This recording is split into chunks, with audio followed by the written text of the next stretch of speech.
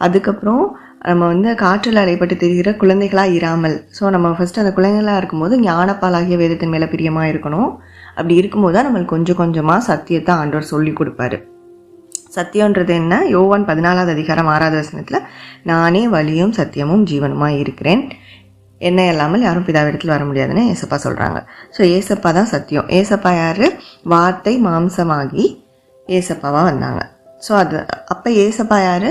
வார்த்தையானவர். So நம்ம Bible read பண்ணும்போது we are listening to Jesus அப்படிங்கிறத நம்ம வந்து தெரிஞ்சுக்கிறோம். ஸோ நம்ம ஆண்டவரை பற்றி கொஞ்சம் கொஞ்சமாக நம்ம தெரிஞ்சுக்கும் போது சத்தியத்தை நம்ம கொஞ்சம் கொஞ்சமாக அறியும்போது நம்ம விடுதலையாக்கப்பட்டுட்டே வரோம் அவன் சொன்ன பொய்களில் இருந்து. சரி, அது மாதிரி நான் ஆண்டவருக்குள்ளே வந்தப்பிலேருந்து இப்போ வரைக்குமே, கொஞ்ச நாளைக்கு முன்னாடி வரைக்குமே எனக்கு இப்போ வரைக்கும் தெரிஞ்ச பொய்கள் எல்லாத்தையும் நான் இப்போ பர்ஸ்ட் அவுட் பண்ணணும்னு நினைக்கிறேன். ஸோ அந்த பொய்யில் நீங்களும் ஒரு சில பொய்களை நம்பி கொண்டு இருக்கலாம்.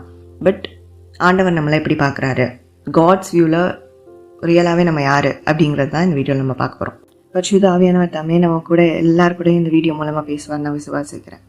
2 கொரிந்தியர் 2வது அதிகாரம் 11வது வசனத்தில் பவுல் சொல்கிறாரு, அவனுடைய தந்திரங்கள் நம்மளுக்கு தெரியாதவைகள் அல்லவே அப்படின்னு சொல்லிட்டு.